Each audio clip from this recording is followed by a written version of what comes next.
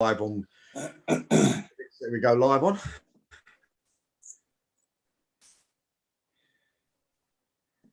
Jack, you've got all your mates watching.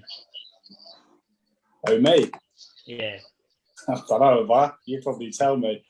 Didn't know if Motty in that would know. Are they on there, are they? Not yet. I ain't got Facebook, so I can't see it, I don't think. I don't know if Motty's got it. They might be on Twitter, but I won't be able to see that, mate. Nah. Well, we are live on everything, so it's all there and running, so we'll get going. So a big welcome to everybody, and we're back for our 10th season of the D&K Reposs Non League show. It only feels like yesterday we were sitting in the back of a shop in a freezing cold September evening, starting this show, and now we're in season 10. So it's fantastic to still be here and just chatting with you guys about football on a Monday evening. But of course, joining me as normal, top right, of course, is Keith. And how are you, mate? Yeah, I'm good, Dave. Not too bad, mate. As you said about sitting in the freezing cold, now we know that Dave's sitting in the sun in Spain. Is making us feel absolute great. And obviously, Jack's come back off holiday as well. So, yeah, Nice, son. Yeah, feeling absolutely over the moon that they've been away and I'm sitting here waiting to go somewhere. But never mind. It'll happen. Sorry about that. You forgot the fact I'm drinking wine as well. That's fine. I haven't got a problem with that. So also it's after about 9 o'clock at night. I'll be more jealous of you, but there we go. So also joining us, as you can see, just under Keith, is Jason Mills, the Chief Operating Officer for the Southern League. So welcome, Jason. Thank you, David. Good to be here. Thank you. And please do give our warm wishes to Anthony when you do see Anthony as well. That'd be fantastic. And of course, to our right is David Kenny in sunny Spain in over there. And of course, David, if I'm right, is it Ticket? Your company is Ticket? Yeah, Ticket Co Media Services in relation to the partnership with the Southern Football League. But yeah, and I'm the country manager and partnership manager for the company. And nice for you, lovely for you to join, especially in sunny Spain, giving up some of your Lovely holiday. to be here. And of course, next to David, of course, is Jack. And Jack, of course, Jack just giving up the game. Yeah, just giving it up. Yeah, unfortunately, bit sad about it, but yeah. So Jack, I mean, start with you then, and Keith knows you, really well as well. I mean, what brought you to the decision? Tell people what brought you to that decision that enough was enough as such. So I've got a growing business and I've got 2 children now, and to be honest, when I was off with COVID for a year, it kind of really hit home how much I really kind of dedicated my whole life to the game, really. Like Tuesday, I used to leave work early, obviously get on a coach or drive to wherever I play. Thursday, do the same. Obviously, Saturday, my whole Saturday was football, have a few beers after, get home. And then I'd have the Sunday with the family or catching up on work, which I probably ain't done in the week. So, to be honest, it kind of realised it home how much I've kind of put everything at it. And since I stopped doing that, I've kind of seen my business get better because I'm more focused on it and it's grown more. And I've also obviously spent more time with my little girl, and I had a lockdown baby as well. So taking it all into account, plus a few bad injuries I've had over the years. Obviously, I'm only 30, but I've had like 2 ACL operations. So yeah, taking it all into account, it was it's just the right thing to do, It comes a time, doesn't it, when you have to reassess things. Yeah. I've known you for a long, long time, as you know. When you was a youth team lad over at Thamesmead, and obviously I've grown to be a good, I'd call you a good friend, someone I've known for a long time. You've had quite a few big injuries, both of them with me. I think the ACL, if I remember, at Thamesmead, and you were sort of umming and ahhing if it was the right thing to do. And I know obviously you got injured again just before lockdown, didn't you? And I think all the other 2 times you sort of, maybe even against sort of people's advice, you've stuck with it because how much you sort of love the game and obviously all your friends from it. And I know you sort of said that the decision with your job and things like that and your family, but how really hard was it for you to sort of walk away, especially knowing that obviously FA Cup weekend was last week, and you know the season starts in the league on Saturday, and you was at VCD again, obviously without me, but with your cousin and some of your closest friends that you've grown up with through football as well that have all reunited. How hard was it not to give it one more year? Yeah, so it was literally, so when I first thought about it, I was in tears, laying in bed in tears, thinking, not going to play again. I've very hard, especially obviously, yeah, like you said, I've got good connections at VCD. Obviously, my cousin's there, Ash, Motti, Bazar, and Nick's a great manager, and obviously Jason's a top fella too. So yeah, not going back to it. It was so hard, mate. It's probably one of the hardest decisions I had to do. But ironically, I've not pushed my daughter into play football at all. And the week I actually made my mind up, she come and said to me, "Oh, Daddy, can I do football training this Saturday?" So it was funny. The FA Cup was Saturday, and my daughter's first little kickers was on the Saturday. So I thought, you know what, it ain't all bad. But yeah, it was really hard. I went back to VCD and started training, I think once or twice. But that was just literally just because all the other Saturdays and the Tuesdays, I couldn't commit because of other commitments. So it was kind of, I don't do things in half. So if I can't commit my whole self to saying totally, I couldn't just be a part person. And I didn't like it. I'd be like, oh, Thursday training, you come in, it'd be like, oh, I'm not sure. I've never been that sort of person. I've been there as you know, Keith, every training session, every game, probably there 20 minutes before every time, never late. You know what I mean? So to be like kind of sitting on the fence with it for a long time was quite hard. But I feel like I've got more closure with it since I said I'm not going to be coming back, and yeah, received a lot of nice messages from people that I didn't really think I'd receive, because I think most managers tell players to go and kick me and try and get me sent off. So it was nice to get them messages from people as well. Just with that, Jack, just tell people obviously your career, your highs of it, and obviously, you know, the memories you've got, because you played at this level, like you said, for, I would say, I gave you your debut off, what was you, 16, 17? 16, yeah. Yeah, so, yeah, obviously it started with you, Keith, didn't it? I mean, I was in the youth team. You was the under-18 manager as well as the first team manager. So I used to play you on your Sundays, didn't I? And then on the Saturday, you'd either have me in the first team or in with the reserves with Brian and Wayno and all them lot. So, yeah, it started with you then. And, yeah, Thamesmead was unbelievable, wasn't it? I mean, what we achieved there was, I mean, I'm still friends with all the boys now, and WhatsApp groups go out once a month. So, yeah, Thamesmead was absolutely brilliant. It was definitely one of the highlights, because the promotion, although where I was young, I probably weren't as maybe involved as I am maybe now later on when I was at Phoenix and stuff like that, because I was such a youngster. But what I learned from the boys that obviously you had there, Keith, like Toes, Donners and Moro, Ash and Motti and boys like that, who were a lot older than me, well, not a lot older than me, they'll kill me for that, but older than me at the time and more senior, do you know what I mean? I learned a lot there. And yeah, the promotion was great. Then obviously I left in, I think we beat East Thurrock 1-0, and Motti and Dulce was there, ironically, weren't they, from the start of the season. Then I decided to join them. Yeah, with Covo was there and Debs and Joe. And yeah, to be honest with you, I never really got going there. I was only there, half the season, if that, ended up leaving. Maybe a bit of young, bit of naivety. Maybe I should have stuck at it, looking back at it now and thinking that could have grinded away at a bit more of a position at East Thurrock. But I don't regret it. I mean, that Dartford toll's a killer, isn't it? Do you know what I mean? It's costing a fortune going over that. So, and then after that, I went back to Thamesmead. I think you went VCD then. I think I come back to Thamesmead with you, and then you went VCD, didn't you? Yeah. And then so yeah, Terry Splain and that was there. It was. I think it was hard for time for Thamesmead, like when you left, and obviously the ground changed, weren't it? It probably weren't what we knew what it was when it was like the old clubhouse and the old pitch, and it was different. It was good though. Terry done well there, and he had a good side in that. And then yeah, Phoenix Sports.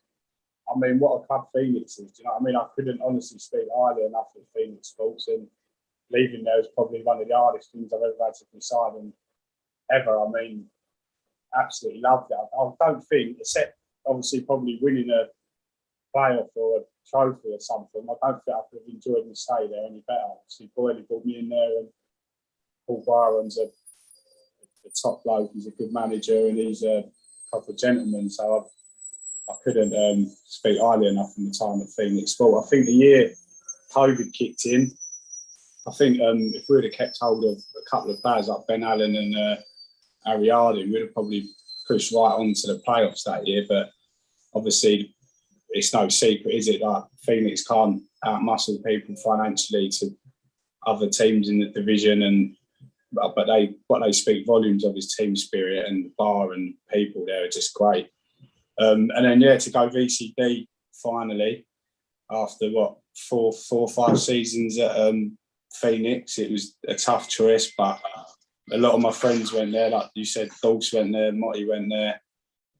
Nick Davis is obviously there. He's a good manager as well, and Bazar Ash and Orange is there as well. So it was kind of like I didn't have a choice, because I did have a choice in it, but obviously my heart was telling me probably Phoenix, and my head was go with the boys. And to be honest with you, I think I only played one game in the end.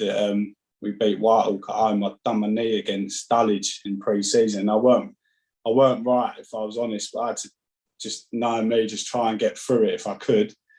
And we beat Whitehall 2-1, so it kept my 100% record probably winning at VCD's ground. Yeah, so that was it really. And then COVID was about, weren't it? So sums it all up really. Like I said, you've had a good career, and I know Dave will ask you a few bits in a little while, but you mentioned a little while ago that obviously, when you were young with me, you mostly had your most success. Do you think for youngsters now that and I know that there's the two lads in the Southern League are there, that you sort of took your football more for granted than you do sort of as you are now? And would you sort of do anything different? And I'm looking in terms of things like, Jack, especially for yourself that's 30, you're a little bit luckier that your business is doing okay. But I mean, more insurance-wise for looking after you. And I know obviously there are insurance in place for clubs, but it isn't a huge amount. Would you think you would do a little bit different going back years than what you would have done now? In terms of insurances and stuff like that? Yeah, just a little bit of obviously naive. You take things for granted. You don't think you're going to be injured at sort of 17, 18, 19. Yeah, I mean, when you kind of, I mean, I've looked into some of those insurances, but it's kind of like, I think you always look into them too late, didn't you? And then you can't get help when you've got one, or you think to yourself, I've had 2 ACLs, one on each knee, and 75% of my meniscus. I know people that ain't come back from 1 ACL, so I was pretty lucky and pretty determined to get back. So, I mean, it's one of them. You've got to weigh it up, ain't you? I think like with me, I've obviously had a problem with my knees, so there's obviously a weakness there. I think if a player, you probably know that in yourself. If you do one, you're better off going to get some insurance, because the experts tell you within 5 years, you're more than likely to do the other one as well. And when you're working all day, obviously I'm in construction, you're working all day, you are a bit more tired. The older you get, you probably go out less, but you go out on the weekend and you do stuff, and you think to yourself, like if you're going to go out and play football, you need to be 100%. When you're younger, you're a bit. You can get through tackles and get through games, like you said, Keith. I was playing Saturday and Sundays for you, and then I'd be involved on a Tuesday, training on a Thursday at semi-pro level 4 times a week.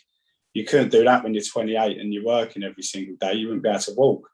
So I'd say if there's any youngsters listening, definitely get some insurance if you can look at it, and maybe talk to your club, because I know there's good clubs out there who'll probably look and help you do that as well. They'd probably help you financially if it's something that you can't really afford because you're young and you're not really in a full-time job. Speak to your club about it and try and get some insurance, definitely. How well do you, sorry, Keith. Just out of curiosity for people that don't know, and I'm interested a little bit myself, because it's something that I'm not necessarily up on myself. When you take a serious injury, like you said you've had, how much do the club that you're playing for actually support you, and do different clubs support you in different ways, or do certain clubs just sort of like, well, you had the injury, just come back to me when when you're fit again, or is it a case of the club are sort of in close contact with you all the time? Well, I think when I done my first knee, I was only young, but I think I was on contract with Keith, so he probably hated that because it was literally the first game of the season, I think. So, yeah, Keith. To be fair to Keith, I didn't have to be there all the time. He knew that it'd be better for me maybe in the gym or at home. I couldn't commit every Saturday, but he always had my money there that I was on contract. The second time I done my knee, or the other knee, I was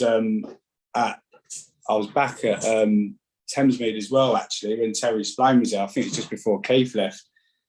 And yeah, they financially helped me out as well. Like they kind of said that, Jack, you've been here a while, like you're part of the furniture. We'll help you out in terms of when you're here on a Saturday, and if you like be amongst around the team, around the boys for team spirit and stuff, we'll like whatever we agreed at the start of the season, we'll help you out as well. So I've been fairly lucky with that. Just obviously Keith, I know he would have looked after me anyway, and the gentleman's agreement with Thamesmead after, which they honoured. So yeah, I was pretty lucky with that. I mean, I know there's other clubs that I can just speak top of my head. Phoenix, when Lewis Mingle, I think, ruptured his Achilles, he was there for a long, long time as well before that, and they done raffles for him, and they done all sorts of fundraising stuff. Yeah, and they're just good. I'm lucky that I've played for good clubs and around good people. I've never been a journeyman, to be honest with you. Obviously, my East Thurrock career never really kicked off. My VCD one never really kicked off, even though probably a little bit, that's a bit of a regret that it never really started. That's one thing I always look back on and think, I wish I could have given them a couple of seasons, when I first joined them.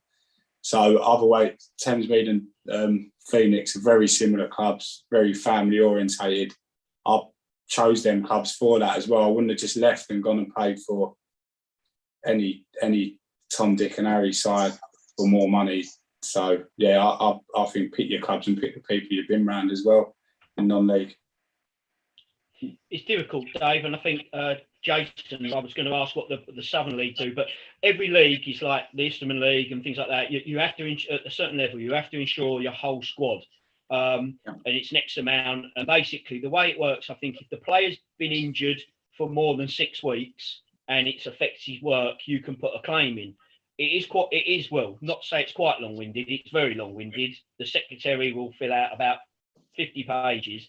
And I think that works out something like £100 a week they get similar. So it's not a huge amount. I know that a lot of people take individuals, but that is in place. I think I know the Easterners, I think Jason might say the same, that the Southern League's identical or something similar. Yes, a standardised rule, so it covers the National League system. So you've got £100 per week at step 3 and then £75 per week at step 4. But of course, clubs, that's the minimum amount of insurance. But of course, clubs can always pay extra to up that with their insurance provider. And it's something that, at the moment we don't have an insurance partner, but we will be from next season. So we've already tentatively got that in the pipeline to do, and they will be able to offer, an upgrade to that insurance. But talking about player insurance and them taking it out themselves is quite interesting, because it made me think back to about 30 years when I was at Gloucester City, and we tried to get the players to all take out an insurance policy themselves. We got this good deal sorted for them to pay, I don't know, it didn't seem a lot of money to us at the time, but the majority of players just didn't want to pay the money to put into insurance, because like you said before, they thought maybe we're invincible, we won't need it or whatever. And I'm not sure whether that attitude has changed. Perhaps it hasn't, but I think it's very important, and if the message can get across to players to try and get out their own insurance as well is vitally important.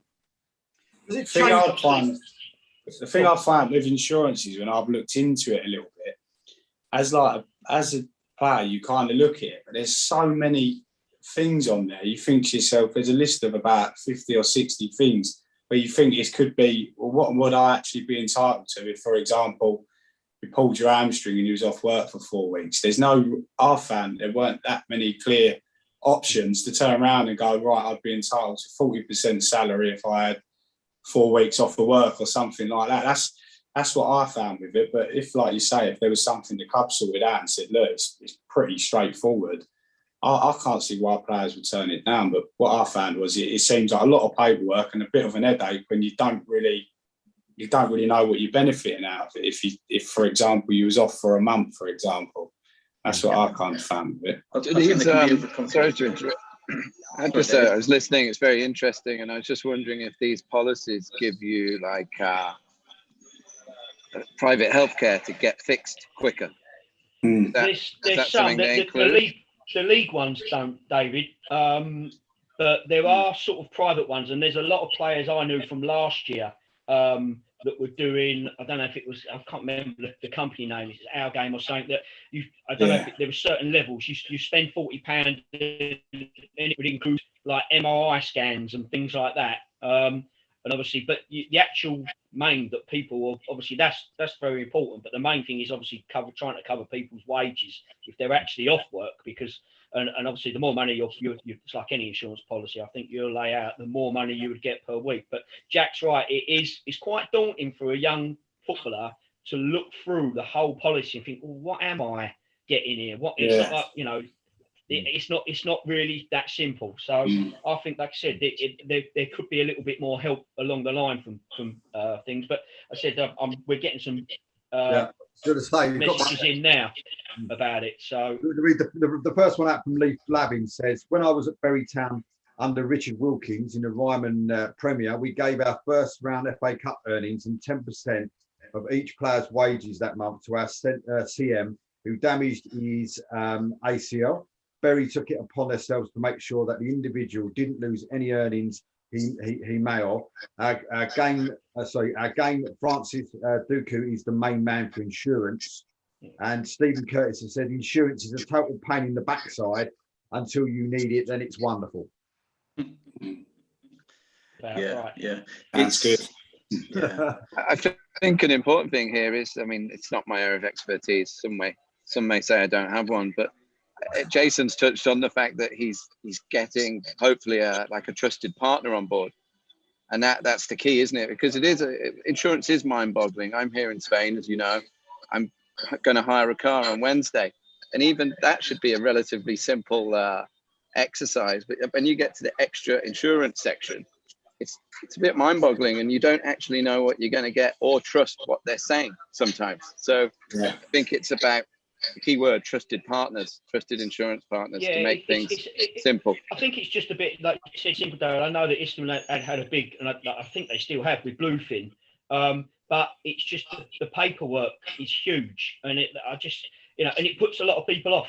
You're like, oh, and I know it shouldn't, and people say, well, you want it, fill them out, but I don't know, Jason. It's not just once you try and claim, the main thing to set it up per club isn't that bad, but if you need a claim, it isn't the easiest thing to do.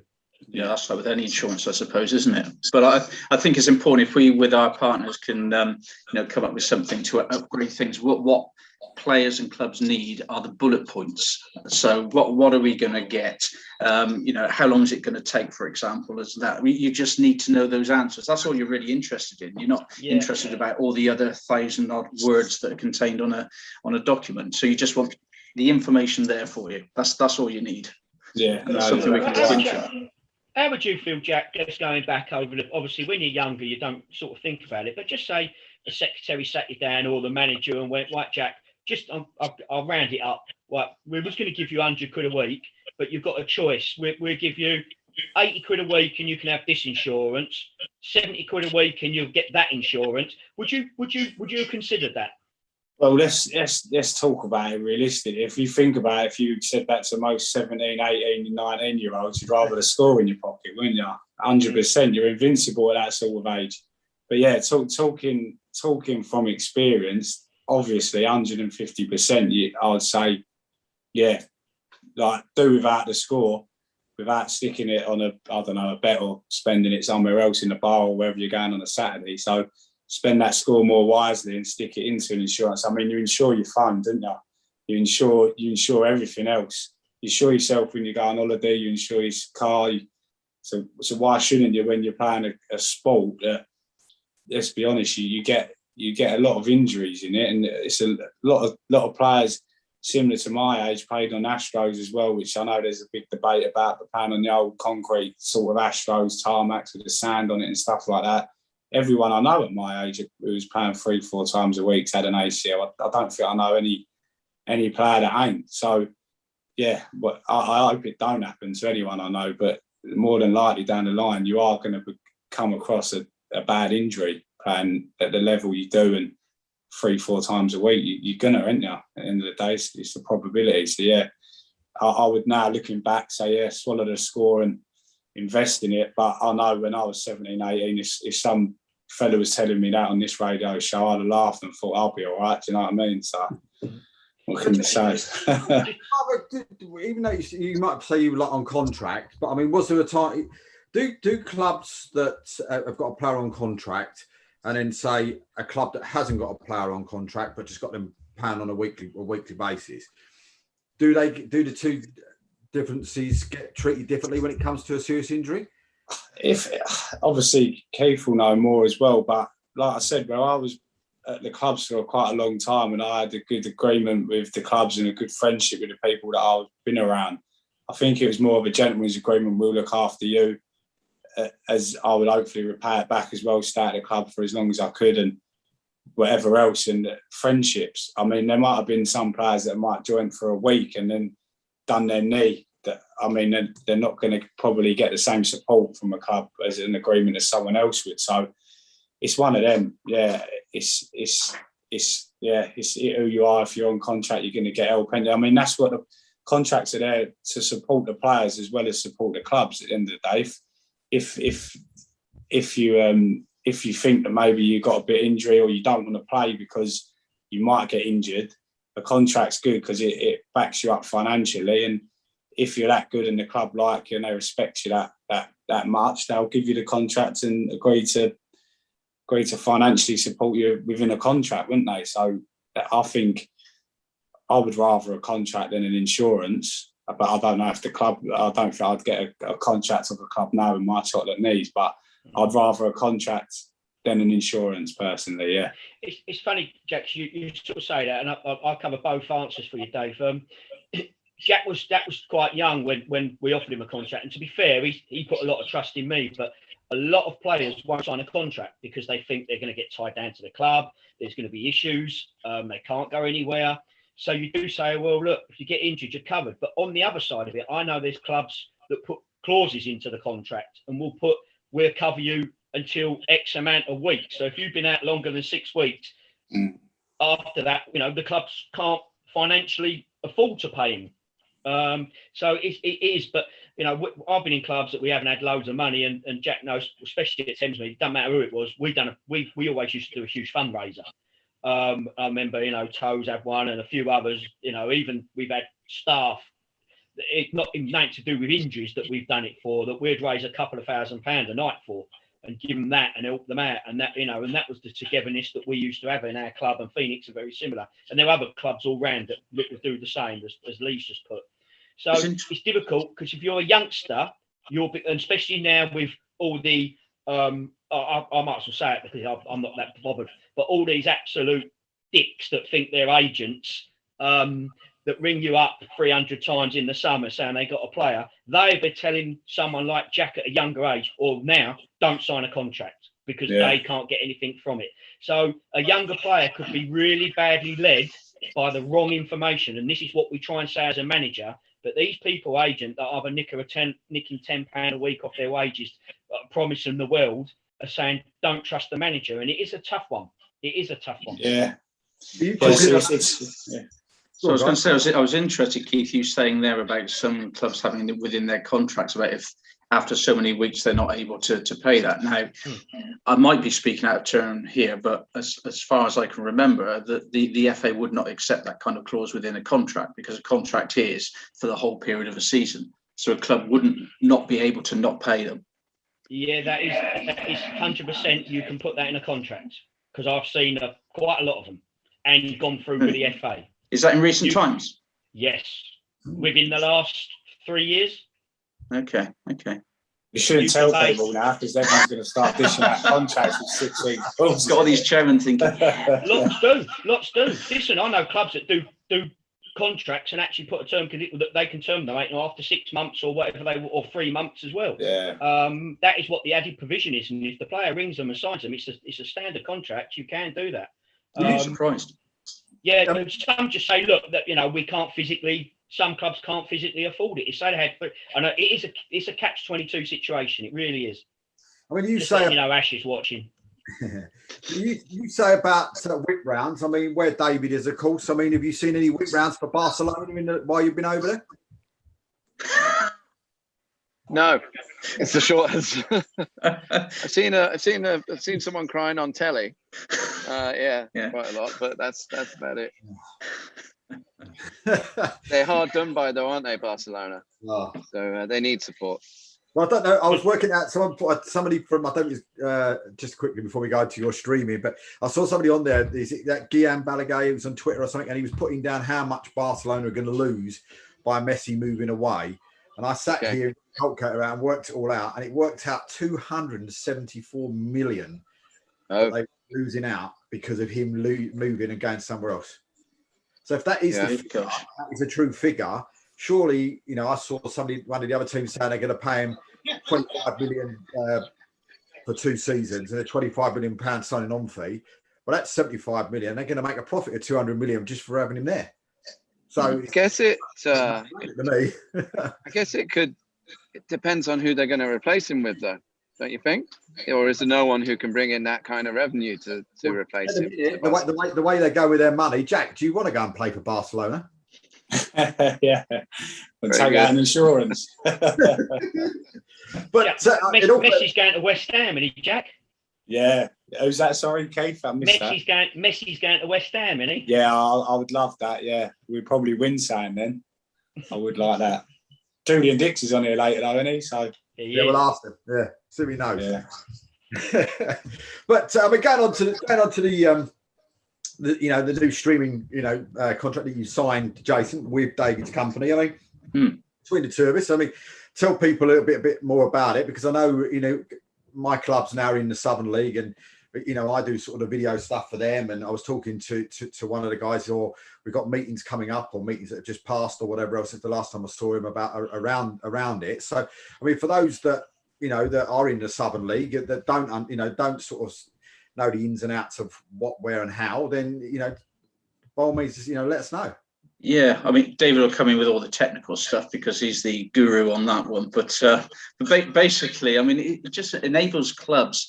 I mean, first of all, the clubs have got to want to do this, and they need to have somebody there to be able to record the matches, for instance, and upload it, etc. But yeah. Initially, it was going to be the live streaming was for the way that we were going to promote this. But of course, now that the Article 48 from UEFA has now been re-established, that isn't possible throughout the whole of the season. Apart from about 4 pockets of windows during the season whereby Saturday matches, for example, can be streamed live.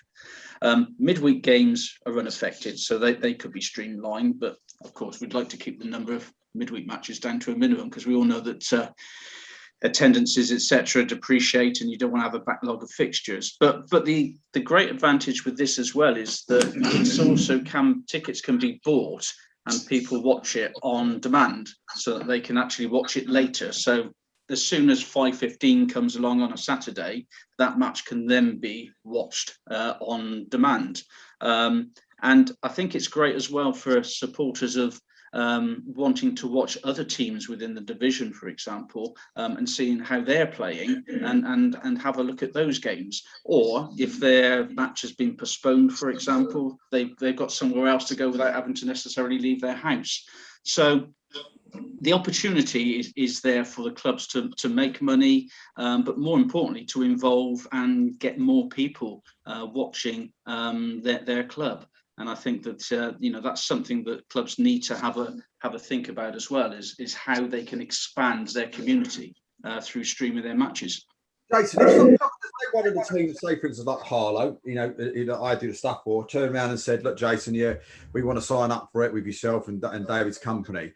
Could they then turn around and say, "But look, are we allowed to, with the league's permission, kick off at 12 o'clock for our Saturday games so that they can actually then go live and stream live, because that's before that the blockade, or later to avoid that blockage. Is that a way around it? Well, it's a way around it, and there's never really an objection to a change of kickoff time as long as the two clubs agree. So, I mean, we have that on a lot of occasions when you've got Boxing Day fixtures, for example. There's some clubs want to kick off at 11:30, some clubs want to kick off at 1 o'clock. So, yeah, as long as the game will finish then before 2:15, then that is definitely a way around it, yeah. And, and it is really for Saturday matches, so you could even play on a Sunday and you could stream that live, or you could bring it forward to a Friday, no problem at all on that either. Jason, could I ask then, how did Guernsey get away with that then? Because they've been streaming their games live for the last 3 years, and I would mostly think, but wouldn't Jersey Bulls do the same? I think nobody's noticed is the answer, Keith. I mean, they are governed by the same rules and regulations, so there should be no reason why them or any other club who's playing football, certainly within the National League system, that will be able to not do that. Of course, we had last season where it was possible anyway, because the Article 48 was suspended. But no, they shouldn't be able to get away with it. Oh, I'll just drop a minute then. Yeah, I think you have, Keith. That's why I was quiet. But yeah, no. So I think Jason's actually done a very good job there. He should probably take my position at Ticketco, because that was a brilliant overview of what we're doing. But I think one of the most important things when we started talking to the Southern Football League was their enthusiasm to make the football more accessible to the fans. And just give options, and in turn, that can bring revenue to the clubs. So that's what we're trying to achieve, and we're just embarking now on connecting with the clubs and seeing where it goes, which is exciting. So we were hoping to sort of have a few more on board before the league started, but a few things have got in the way. But I think we have a webinar coming up in about 2 weeks, which we'll be sharing with yourselves and the clubs within the league to come and see what it's all about and how to get onboarded and how simple it is to actually stream. So I can go into more detail if you wish. Yeah. Well, what's the sort of logistics, David? Sort of, I mean, if a club does want to go ahead, what do they need to do? What's the costings? What can they earn? What happens camera-wise? Do you send someone down, etc.? Yeah. Okay. So one of the reasons we've been so successful is because our technology connects the paywall to the broadcasting software, so there's no fragmentation. So in terms of what that means when it's from the club's point of view, is it's pretty easy to set up. All they need is somebody to film and connect via a stream key to our system, and then we take care of the rest. In terms of there are 3 parts to streaming. There's the paywall, which I've mentioned. There's the broadcasting, which I've mentioned, and then there's the production. We don't do the production. I think some clubs can do it themselves, as David said earlier. But should they not have the expertise, then we have production partners as well. And I think also one of the best things about the solution is that this is not. You can watch it on your phone or your iPad if you wish, but we want everybody to download the app and have it next to their Netflix app on their smart TV, so they can get the full HD experience. So that's something we're quite excited about, and we try and push all the fans to view it through their smart TV in their lounge or wherever their super big screen. If they're a footballer like Jack here, I can see it behind. Ex-footballer. Yeah. I was going to say, Jack, would that be something, obviously going through the years, that as a player, if you knew it was there, that you could either come home after your game, download it, watch it on your TV, 100%. With your family, your kids? I was going to jump in and say that, but I didn't want to interrupt. But 100%. I think that's a real market for players, clubs themselves. I think you could benefit. Clubs can benefit real out of that from watching them back. It's something it's started to happen recently, but financially it's been quite expensive. I think Phoenix, we won a couple of things where they come down and filmed it on a GoPro and things like that. But with what you're saying, it's obviously taking it to another level with an app and on your telly. Yeah, I probably wouldn't have a wife now because I'd have come home and watched the whole league, I think, when I'd have got home. So yeah, no, it's something that I think is really good. I think players would enjoy it. You'd like to watch against who you were playing against on the weekend. Say Keith, obviously manager, and that if you was playing against a team, you'd think to yourself, if it's as accessible as sitting on your sofa watching a team you got coming up, you'd be an idiot not to watch it, wouldn't you? Let's be honest. So I think it's a real good thing, yeah. Well, we've been saying, it's good to hear you say. We've been saying about it. We said about it at the beginning of COVID when we were doing the show, and we said, look, it just seems a no-brainer to us that a streaming company haven't contacted the Southern League, the Isthmian League, the Northern League, and done something like this. And then we were talking. I did a chat with Anthony, as Jason knows and Keith knows, and a one-on-one chat with him. And then I think it was the following day when I came off the interview, or it might have even been the same day when I came off the interview. There it was on the Southern League, come off on Twitter, and it was exactly what I'd just been talking to him about and what we'd been talking about in the actual in the league before. I just think it's just a complete no-brainer, and probably massive heads up to Jason Uber at the Southern League. I think it's a superb thing to be doing. Well, I'd like to. Go on, Dave. Sorry, yeah, I was just going to say, I mean, yeah, big kudos to the Southern League because they've been fully engaged since the beginning of COVID. We actually started developing the technology pre-COVID because we saw it as an incremental gain, so that you might have some fans that can't travel for whatever reason, or they might be overseas. So we developed the technology to service those people. And I guess, yes, COVID's come about and it's made it more relevant, but I think it's here to stay. And the Southern League have basically picked up on that. But I guess two more, if you don't mind, there's two more things I'd say about the service, which are proving super popular. One is that it has upselling capability. So we've had events where they've been selling a case of beer along with their pay-per-view ticket. So you'll go and buy a £5 or £10 ticket to a game. You can then buy a case of beer if a club has a brewery partner that can be sent to the house next day delivery. And we had one case where we had 56% of people who bought a ticket, pay-per-view ticket, bought a case of beer. The difference is the ticket was a £5. The case of beer was £35. So, there is, if you set up the events properly and, get the appeal out there, you can really give clubs great revenue streams. Yeah. I mean, we've been talking since November about this, haven't we, David? And we, if things hadn't been stopped last year, then we may well have been able to get things up and running. So the clubs last season, if it carried on, could have put this into play. And it's just unfortunate that the whole league came to a halt, and we had to really stop, pushing it too much because there was no point. We needed to time it right so that it was going to be for when this 21-22 season was going to start. So hopefully we can get clubs interested. And I think that once a few clubs start, then hopefully it'll have a snowball effect, and other clubs will see the benefit and make it an even bigger success than we hope it's going to be initially. I think as well, as the top game probably gets more not affordable for the families and stuff like that. Like, especially obviously now I'm not playing, I look at it myself and think to myself, where would I rather go? I'd probably rather go to Phoenix or VCD on a Saturday and watch them play than go to West Ham and it costs you loads more money, So it's something that I think the following should get bigger as well for the lower league football. But also, Jack, like you were saying, and I think, Jason, what you're saying about Gloucester when you played, and obviously when I played, and going back even more decades, is that if I look back at with my kids now, my football career, I've got some trophies or whatever in a cupboard, and you might get out a few old programs or someone. There's a football site that the league I played in that some fella's got. He must have collected every program there ever was, and he puts them on there, and you can go to your kids, well, that was you. But if you've actually got a chance to upload all your games, and what would you do now, Jack, with your little ones growing up going, well, Daddy could do that. Look, watch on the TV, on the app. Yeah, you watch it all. There I go. It's different technology and a different memorabilia, isn't it?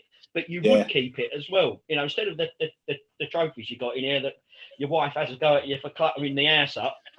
Yeah, You no, know, you're right, Keith. Yeah, you would. It's something to look back on, definitely. I mean, I've got a few bits of memorabilia, but yeah, like you say, mate, if you're lucky enough to catch one of your goals on a weekend or a brilliant tackle that you've hit or you've not hit, basically, you look for it on someone's site. That's the joys when you play your Guernseys and probably your better, like the bigger clubs, you get pictures taken, don't you? And it's stuff to look back on and be proud of, definitely, yeah. tell you what, Jack, the best memorabilia we've got is in the changing room after Malden, wasn't it? Yeah, that was good. Yeah, going up, wasn't it? Yeah. Video, So David, yeah. what is the app called that they can actually download? On the telly, Ticket Code TV. If they search for that, so it's free to anyone to download. But of course, first the clubs have to sign up, and they can sign up via the Southern Football League portal. That's right, isn't it, Jason? Yeah, that's for the Their club's private access, portal. Yeah. And then I guess I'll just explain the process really quickly. They then come through to us at TicketCo.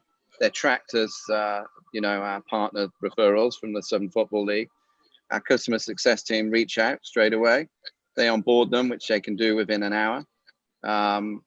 And you can be up and running within an hour. It all sounds too good to be true, but it really is that simple. And the cost of the service is it's free. It's pay as you go. I guess I should rephrase that. There are no upfront costs, but it's a pay as you go service. So we take 9%, and that includes everything. There's no additional cost. So the club, if they sell a ticket for let's say £1, they'd get 91p, and it's paid out just the following week post match. So yeah, simple process. And all matches are at different prices depending on what the club decides to charge for their game, or is there a standard price? Yeah, it's completely up to the clubs, actually. It's a self-service platform, which is really interesting. So once the clubs are onboarded, there are loads of other features in there, which they can learn at their own pace, or they could ask our customer success agents to tell them all in the beginning what these features do. But they can set their own pricing. They can tweak the pricing anytime they want.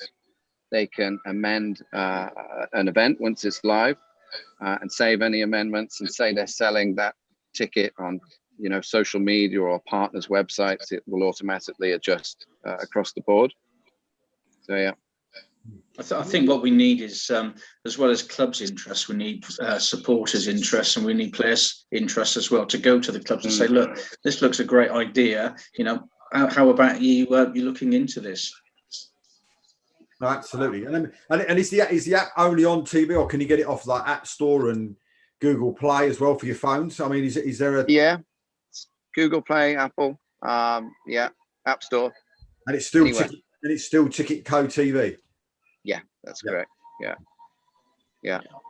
And how, do we know if since you've seen? I mean, what's the interest been like in the Southern League, Jason? Has it been, because if it was me, I'd be all over you to try and find out when I can start doing it personally.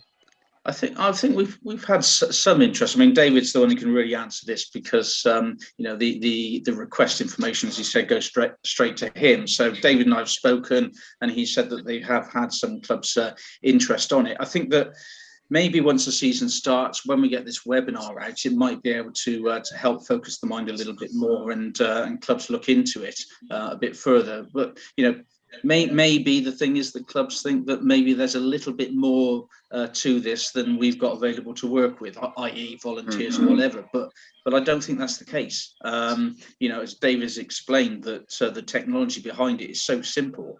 As long as you've got somebody filming the game and you can stream it from that, then it's not going to be an awful lot of onus upon the clubs themselves, apart from that initial videoing.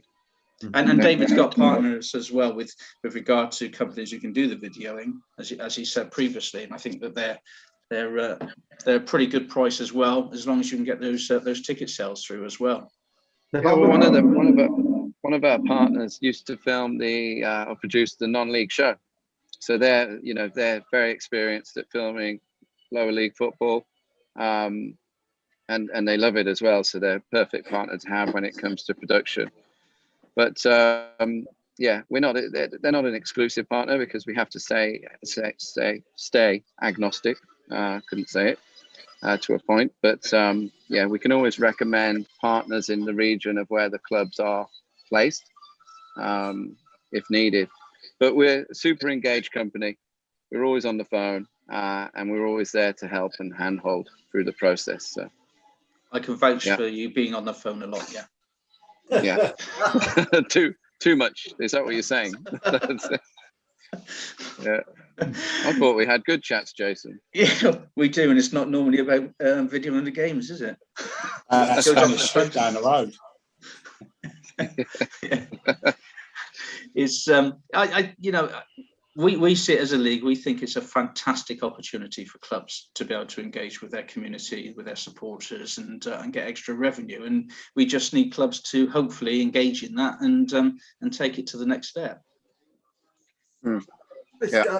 I know we saw before we was in the Isthmian League. I think there was one of the games there, and I think it was don't get me wrong, there was a bit of a backstory to the game. I think, and it was Billericay against Kingstonian, and Kingstonian won probably the last kick of the game. You know, and that sort of, even that highlights package just went absolutely crazy across social media with the amount of people watching it because of the scenario. We won't go into the scenario, but there was a bit of a scenario around the game, and it ended up being not the way that everybody expected it to be, and so it was sort of like the underdog sort of won the game, and it just sort of it flew out. And I know, like, every time I do something, we do if we do commentary and I'm filming, or Keith's doing commentary with another guy, and I'm filming out live, and we're going out through Facebook and places like that, you get such an interest in it. It's incredible with the amount of people that, I think and don't get me wrong, it might not sound a lot to a lot of people. I know I've been recording games through YouTube for the last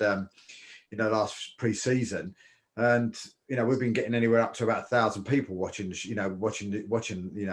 games, which for a small club like Harlow, he's fantastic. And even if you only got a quarter of those paying £5, it's a lot more money than possible, as much money as what's coming through the gate on a Saturday as well.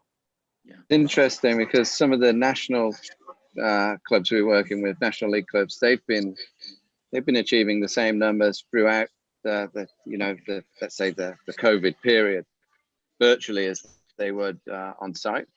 I know that will change because people can't wait to go back to live. I mean, that's what it's all about to a certain degree. But yeah, we're definitely looking at hopefully attracting a new audience. Because of course you've got people who can't actually get to the games as well, whether it be because of work and they're working till 12 o'clock or 1 o'clock or whatever, so the supporter can't actually get to the match. They've got the opportunity to be able to potentially watch it a bit later on. And similarly, if somebody's ill as well, all kinds of situations, or somebody has to go to their brother or sister's wedding, and then they can just sneak out and watch it when before the evening event. Or suspended. It'd be good for the suspended players, wouldn't it? We wouldn't have to travel then. Yeah, that's right. Yeah. Saved you a lot of petrol, Jack. Yeah, it would have done. Yeah. Or of course, opportunities. Or of course, if you're on holiday with a wife as well, you can sneak out to a bar and watch it as well. Yeah. Exactly. Yeah. Is that directed at me? Yeah. Well, is there some people that there'll be people watching the show that that are part of the Northern League, they're part of the Isthmian League, part of the Essex Senior League. Is this something that Ticket Co are looking at, just to see how it goes with the Southern League first before you maybe approach the Isthmian League and Northern League and other leagues, or is it something that you just want to go with one league to start with and then sort of move it on from there? We're working with clubs in all the leagues you've mentioned, actually, but they've just come to us, I guess, in an organic way. They've just seen what we're doing in various. I guess they'll read a success story of a club. They'll reach out to us. We'll onboard them.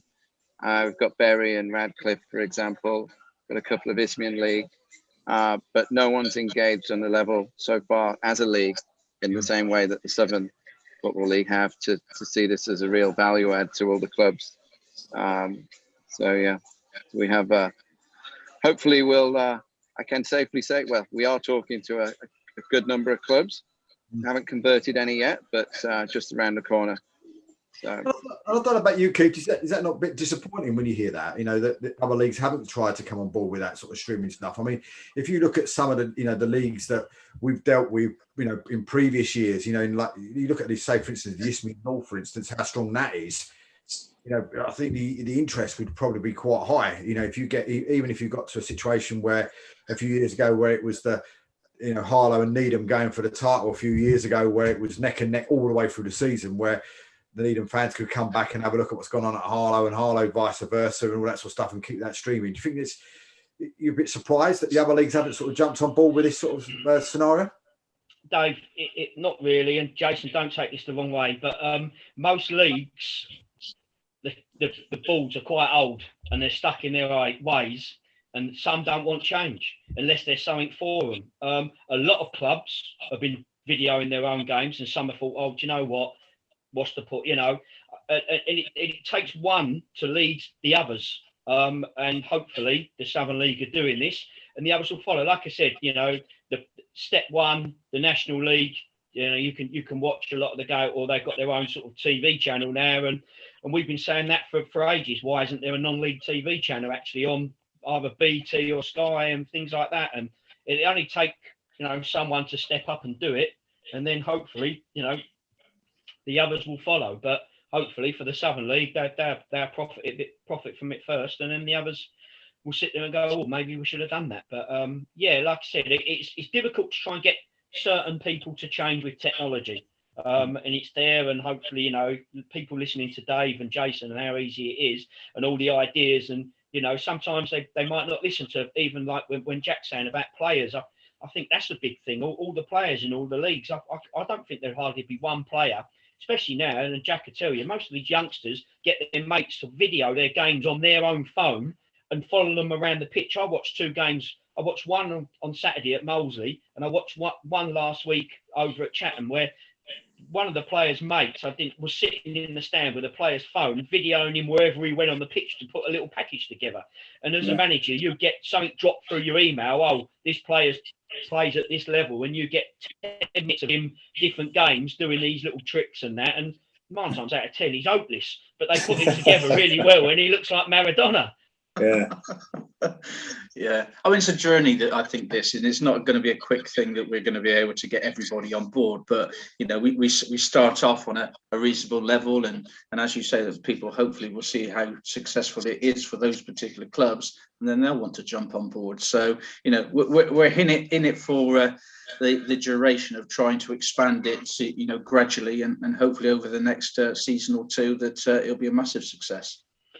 For me, any revenue for clubs is brilliant. Every club's asking leagues, or how can we get revenue? How can we get revenue? And like I said, and also, Dave, you must do this, but this is mostly great for other sports as well. It doesn't matter if it's football, it could be rugby, motor car, whatever. I think they could all join this. Tell you one, kick off that way. Yeah, one sport that's really adopted this is there's a few, but ice hockey. They've really got to grips with it and been, as a league, I think we're doing 80% of the clubs now. I'd have to check that, but a lot of clubs, ice hockey clubs, really taken the reins of the stream. They're frozen, yeah, good one. I like it. Yeah. So I couldn't help myself. No, it's a good one. I like that. That's like my kind of humour. But yeah, rugby. We think, sport. Yeah, so getting there, but yeah, football's our lead. I mean, Ticket Co, just to give you a bit of background, it was formed in Scandinavia like 9 years ago, and soon off the bat, we became quite a good product for sport. The fit was there.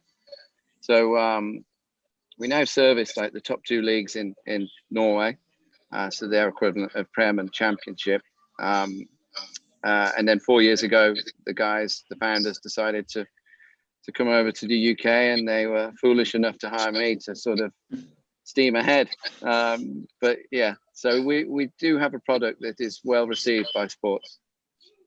I think that's the key, really, is it is established and it is a product that is well received in another country, and it's got a good reputation. So that's important as well. It's not just something that's been put together in the last couple of years over here. It's something that is established.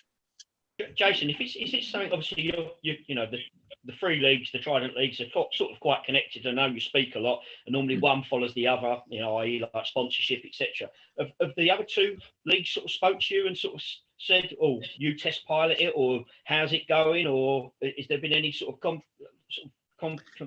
communication between you? Not directly with myself. Now, whether they've actually spoken to Anthony, and by that I mean the chairman of the two other leagues have spoken to Anthony about it, to see how it's going, and maybe they're just waiting for an update as the season progresses to see how it goes. But having said that, they would have both been witness to it because you did the game on Saturday, didn't you, David?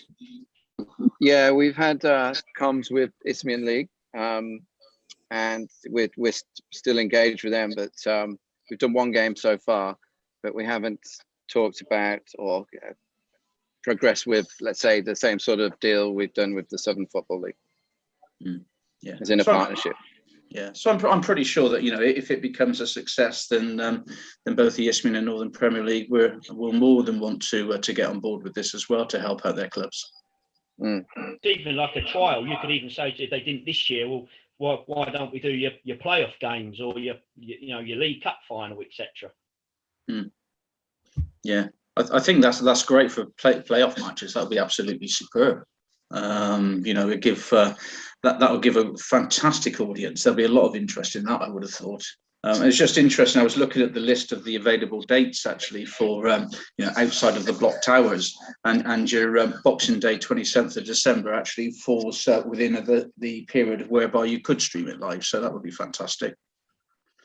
We should pay people with their turkey and their beer and their wine, sat on their sofas watching a game.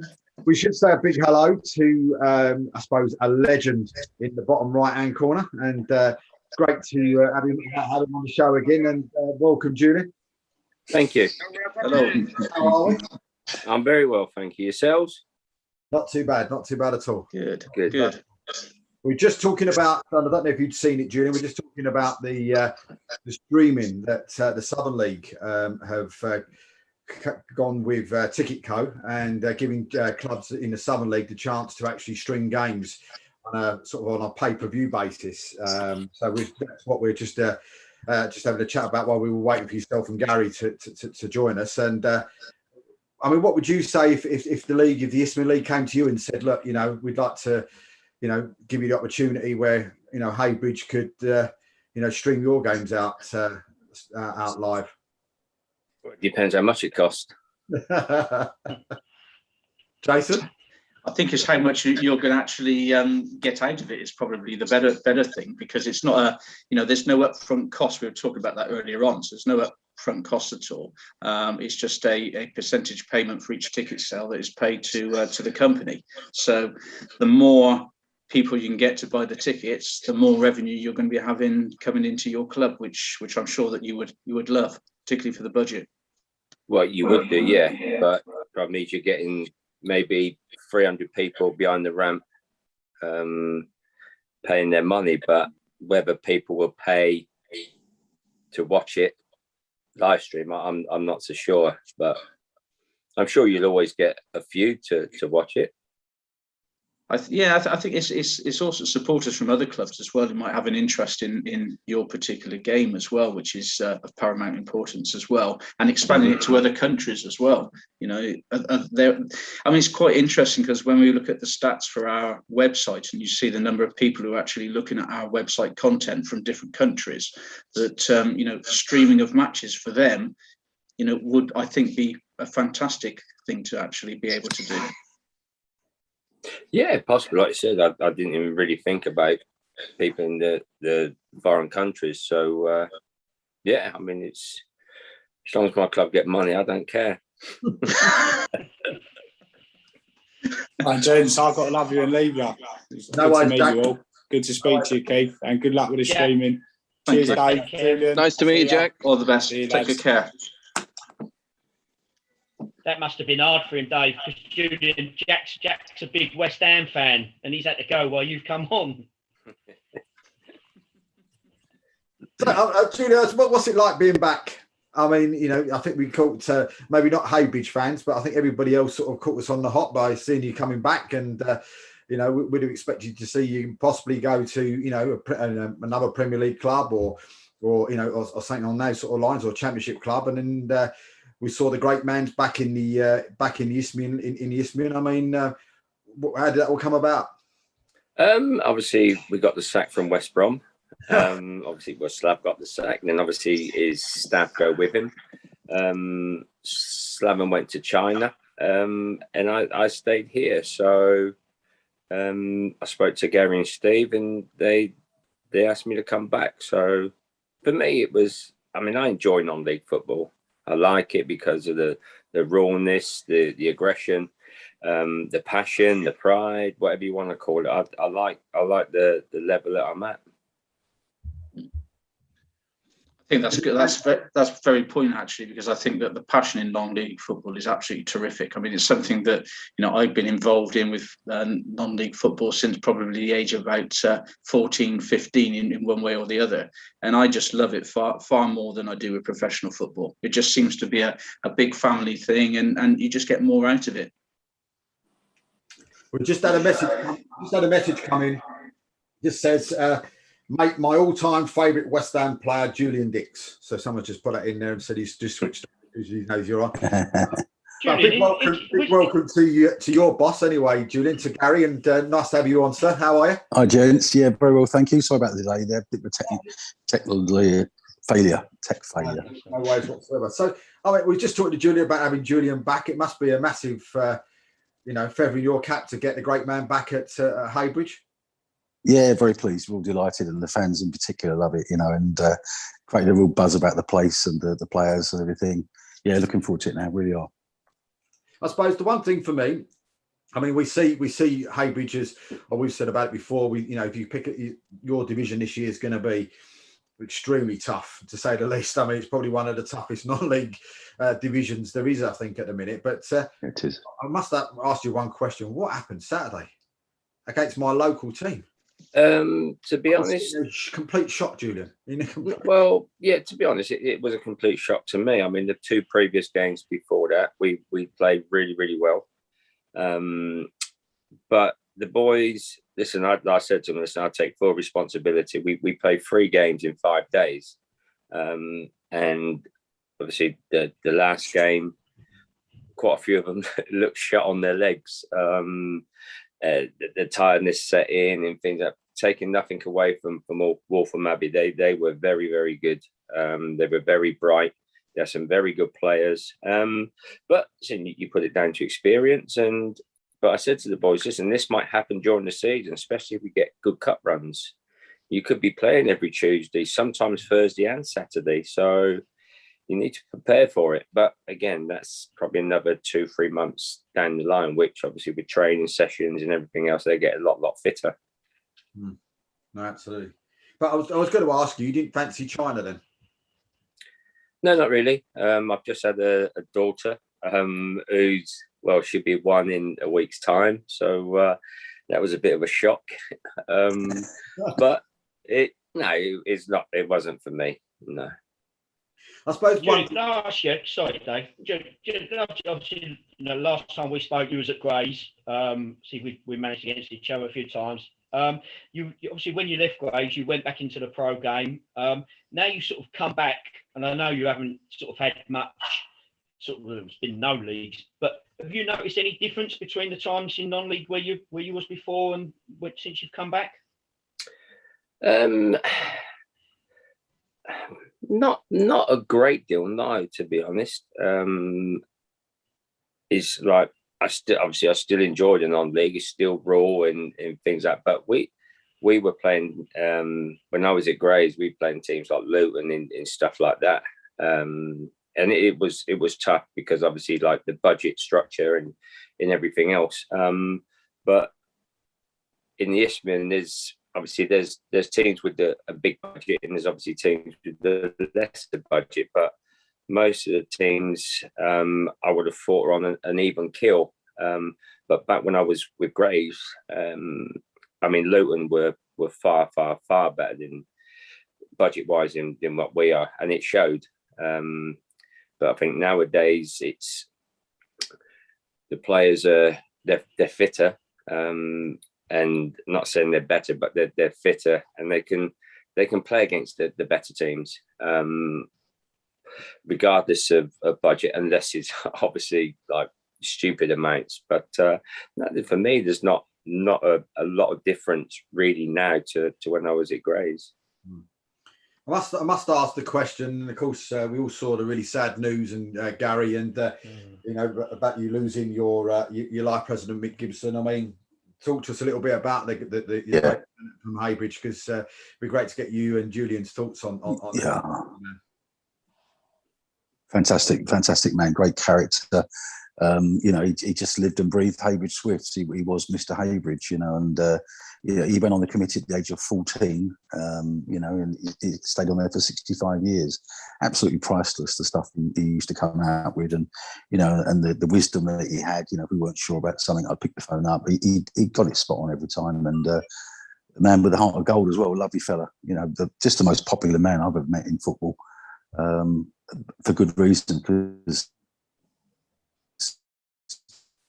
you know, not only was he a really nice guy as well, and his sense of humour was unbelievable. You know, right to the end, he just, some of the things he came out with when I was in stitches. You know, and we will really miss him. It was flat. I've got to say, Saturday. You know, all the fans, because we got the news 3 hours or whatever before the kick-off, and to be honest with you, you know, we were all a bit flat there, and it was a bit of a bad day all round Saturday, but.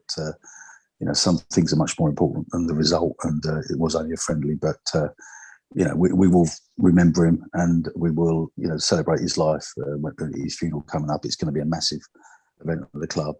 So many calls, and so many very nice people have been in touch.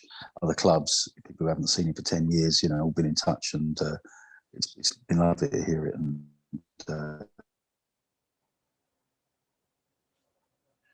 places, you just can't replace people like that. Simple fact. I mean, I know when I first was doing the secretary's job, matchday secretary's job, and we came down to Heybridge, and it was the first person that Ray Dyer said to me, "You've got to come and meet Mick." He said, like, you know, he said, literally, the guy's an absolute, you know, legend. Yeah. And I got to meet him a couple of times, and, you know, and that, as you just said, just one fantastic gentleman, you know, all round completely. Yeah, brilliant. God rest him. Julia? Yeah, obviously, I've only known Mick from the first time. Really, I was at Heybridge, and I remember saying to him, I said to him, "You were the only person that didn't want me at this club." He took that to heart. He kept saying to me, he said, "No, I really, really wanted you here." I went, "No, you didn't." I said, "You didn't want me." I said, "I've been told." But when I come back this time, I rang him up and I spoke to him, and I said, like, "Do you want me back now?" He said, 100%, I want you back. So, but he was, like Ghost just said, he was Mr. Heybridge. And when you went into the ground, the first person you see was him. And he was a really, really nice bloke. He was, like Gary said again, he had a lot of character. I remember I took my partner Lisa to the Great Wakering game, and he's in the boardroom. He's a diabetic, but he was in the boardroom eating cakes and everything. And he went, "I don't care anymore," he said. So, but no, he lived his life. That's for sure. But yeah, he was a top man. He's done a great job for the league as well, didn't he? Not just the club. Said he was obviously on the board of directors of the league for a long time as well. So he was 23 years, I think it was. Just for Heybridge, he's done a great job in football. Yeah, and it's, I mean, at the club itself, it's a bit of a change, isn't it? I mean, am I seeing right? You've got the glorious 3G down. Yes, it's nearly ready. It's the carpet arrived today. Actually, I popped down there today to see how it was going, and there was 2 Belgian lorry drivers there, 2 great big lorries. Had a chat with them. All been delivered, and Yeah, so it's all systems go. New fencing in there, new floodlights, more refurbishment work on the clubhouse, which is lovely now, and tarmac in the car park. So anyone coming there won't get their cars caked up with mud anymore. That will be done before the first game. So yeah, it's all happening. So Julian, does that change your mindset? I suppose going back to Haybridge, before you played on grass, now on 3G. Does that have you got to tweak certain stuff that you would do differently from grass maybe to the 3G, or is it just exactly the same? For me, it's exactly the same. I think on 3G, you look at ball players. I remember when we went to Bowers and we went to Averley and things like that, we played really, really well. Obviously, the time before, played really, really well on the Astro. But playing on it every other week, it's going to take its toll on players, because players obviously do get injured, and it's not like grass. But I understand why clubs have it, because it is good revenue for the clubs, and clubs at non-league level need to bring in revenue. But if you would have said to me, I played at QPR, I played at Oldham. It was like playing on concrete. It was an absolute nightmare. But it's not as bad anymore. But you say to the players, listen, we're going to AstroTurf, and they're fine with it. They're fine with it. Keith loves it so much, Julian, he's got it in his back garden. Yeah, that's got nothing to do with it. Yeah, I've got my preference. I think Julian has as well. I understand the funding, and like I said, I've been to a couple of grounds this year where they've put it in their stadium, and it does look great, and it's good to train on it as well. Obviously, I don't know where Haybridge. I think you just train behind anyway, but to train on the pitch you're going to play on is a big plus as well.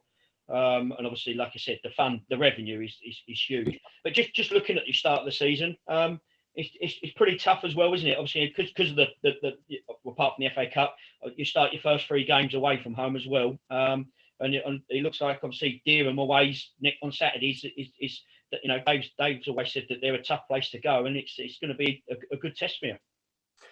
Yeah, every game's going to be a good test, especially away from home. I remember when I was at West Ham with Slav, we had to play the first 4 or 5 games away from home because of the Olympic Stadium, and it's tough. It is tough, but listen, you have to get over it. And Dereham are a very good side. I remember playing them last time I was at Haybridge, and they're a good side. It'd be a very, very tough game. But listen, you have to go there. You have to do your job, whether it's the first game of the season, whether it's the last. You've got to play them. So hopefully it's. It will be a tough game for us, but hopefully it'll be a positive one.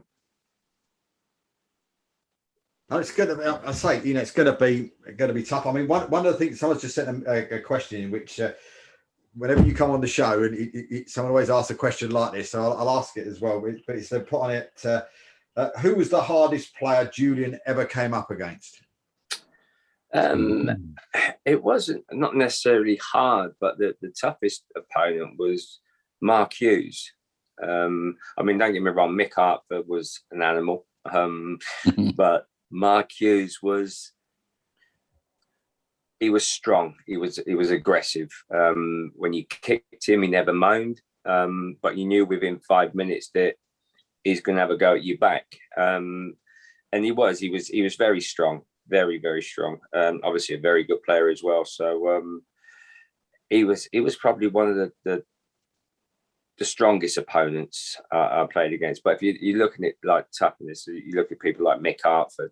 Mick was an absolute animal. League wise though, for you this year, Gary as well. Who do you see as the guys you've got to finish above to actually, get yourself promoted out of the league? Who are the teams that you see in that league? Because we see a list of about 7 or 8, maybe more. That could be winning it. But who do you guys, chairman, that you feel that if you finish above that team, you stand a great chance of going up? You look at obviously Averley, Canby. cut half of my players there from last time. But no, listen, every game's going to obviously be a tough game, whether they're top of the league, whether they're bottom of the league. Listen, you just have to go out. You have to do your job. And that's all I say to my players. Listen, you could be playing, if we could be playing Canby, they could be top. But at the end of the day, you still have to go out. You have to do your job. Even when you play teams like Soham and things like that. I remember last time I was with Hayward, we went to Soham and they were towards the bottom and they battered us. So at the end of the day, you always have to prepare. You have to prepare for your games, whether they're top of the table, whether they're bottom of the table. And that's all I do. I prepare my team to play the best that my team can play. And regardless who we're playing against, at the end of the day, you have to go out and do your job. You have to be 100% work rate, whether you're top of the table, whether they're bottom of the table, and you have to play well. You need a little bit of luck in football, of course you do. But for me, it's not a great deal that you have to go out and beat the better teams. The lesser teams are a big problem as well. From my time last time there. I mean, I don't know about you, Gary. I mean, I look at the league and it's just horrific. I mean, well, you've got to be Malden. Malden are going to be strong again, aren't they? They've just had 2 seasons. They got to the FA Cup second round and then first round 2 years running. I mean, that just doesn't happen, does it? So that suggests they're going to be strong again. Tend to do things under the radar quietly, don't they? And very effectively. So, they're going to be a threat, I would have thought. And Tilbury as well. Tilbury finished last season very strongly, very short season, obviously. And also Bury, I think they only played back 4 or 5 league games, but didn't lose any. And they were having a good cup run. So, I think they could be good again as well. So it's going to be interesting. It's going to be, every game's going to, but it's just going to be lovely to be back regular, decent football, though. I just can't wait after being cooped up for God knows how long. It's going to be great. And we added Barking to that list, didn't we? I think as well, Barking into that list, and and Grays, and and you just look at it, and it's just terrifying. I mean, don't get me wrong, Jason, and I'm not belittling your leagues, but because I've not been in them, I don't know how strong some of the teams are. I'll tell you that when we come to this time next year. But when you see the names that we know of in the Isthmian League, it is scary, Keith. That league. Yeah, that division's we spoke last week is I think the toughest out of the step 4 that I've seen. You've mentioned a few, but with player signings, and I was going to ask Julian that how he's sort of adapted to sort of player sort of recruitment after coming out the program back in. Do you trust someone that sort of knows the players beforehand, sort of until you sort of get up to speed with the league since what it was, or sort of obviously the club itself and yourself attracts decent players as it was. But yeah, I'll come back onto the other teams in a minute, Dave. It was just saying I sort of was curious with Julian. Yeah, obviously it helped me being at Haybridge a couple of seasons ago, obviously knowing players and things like that. But I mean, we have a lot of players asking for trials and things, and to be honest, most of them, I give them training sessions and maybe a game, because you never know. You might find that player you think, wow, yeah, he's good. Don't happen very often, but it does. But I also obviously speak to players that when I was there before, and I also speak to the players now, because at the end of the day, they know players, and I trust players with their judgment, and 2 or 3 of them have come up trumps. So, but it's just getting to know the players again and talking to them basically. And like see pre-season games, we played against teams, and you look at some of the players on the other side and go, well, I could do with him. So you just got to say, listen, if you ever want to sign for Haybridge, find me. Give me a call. But it is difficult at times. Is it easier though because you're Julian Dix? Does it matter? No. Do you find people that might want to come and play for, just you just saw Jack go off there like that, West Ham fan, one of his favourite players, on that sort of side of it, would it be sort of easier for you to get players than maybe somebody that's not played at the highest level? I haven't found that, no, to be honest. See, players they want to get paid. They all want big money. So, you know what I mean? It's not. I mean, I'd love them to certain players to come back and play for Haybridge, but listen, they found other clubs and it is. I mean, it is difficult sometimes. I mean, obviously, I got Steve Tilson there as well, and until he knows quite a few players and things like that, but it's getting them to leave their club to come to us. I mean, I've spoke to quite a few players, and they go, "Yeah, I'll be there next Tuesday," and they text me on the Monday and said, "Oh, I'm going to stay here." And that's happened. To be fair, that's happened quite a bit. Yeah. Is it surprised you, Julian, the money in non-league at the moment, especially obviously after COVID? Did you think a few clubs would have gone, "Oh, we're going to sort of tighten our belts," whereas you look at some of the clubs have just gone all out, basically? It has surprised me, yeah. Because obviously with COVID, they haven't had the revenue behind the gate and stuff like that. So it has surprised me. But like you said, it's some clubs are spending quite a bit. Yeah, I think it's funny because what tends to happen in non-league football is that the less you play, the less you lose financially. You know, it sounds a bit perverse, but I think a lot of clubs are probably slightly better off than they were because they've had grant monies, bounce back loans, that sort of stuff. You know, so it actually does allow you to sort of repair your balance sheet a little bit when you have a break from playing. So I think that's why it's going to be very competitive going forward, because they've probably attracted some players from higher levels of football with quite decent wages. So I think that's a big factor. Justin, just going to ask you, obviously after Dereham, you're into the FA Cup with Great Wakering. What sort of buzz do you get as a manager managing in the FA Cup to when you've obviously played in it, and the rounds that you got to when you played at? To be honest, just another game to me. Just another game that I want to win. I mean, the FA Cup has lost a lot of its appeal at the moment.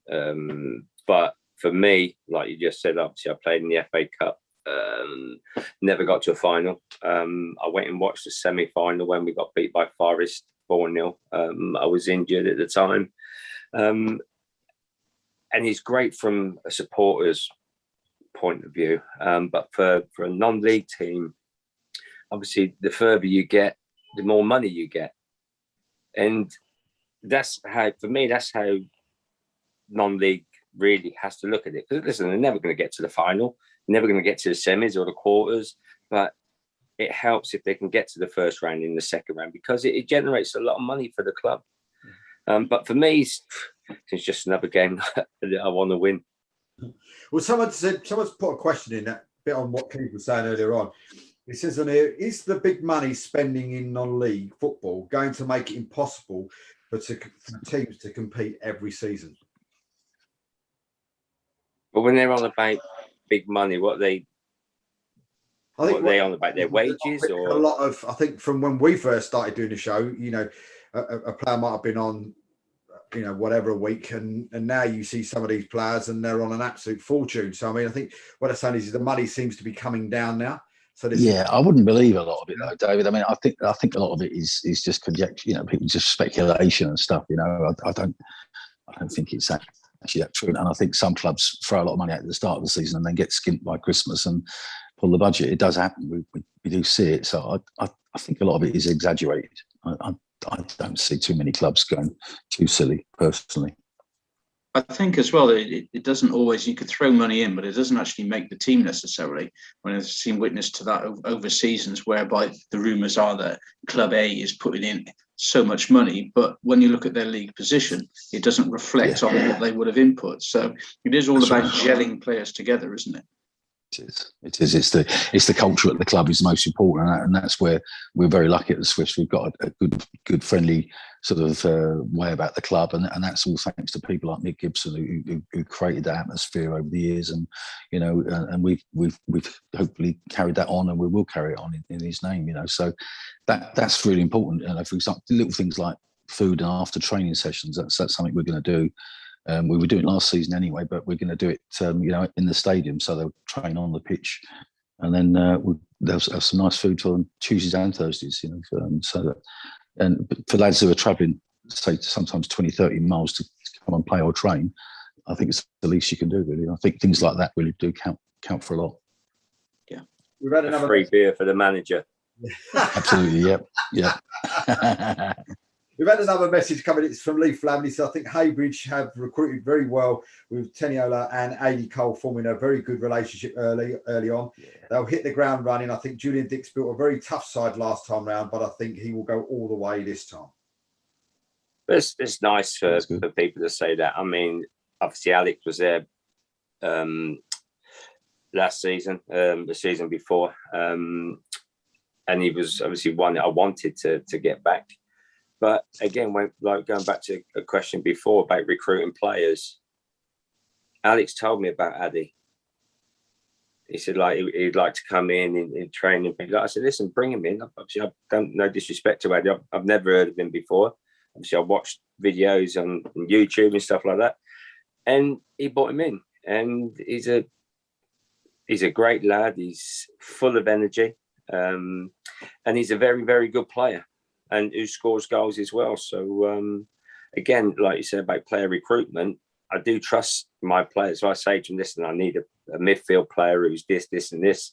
Like I said, they bring in decent players, because if they brought in their mate who couldn't kick a ball, then I would never ask him again. But no, it was through Alex and that. So they're both very, very good. They're great lads as well, which helps.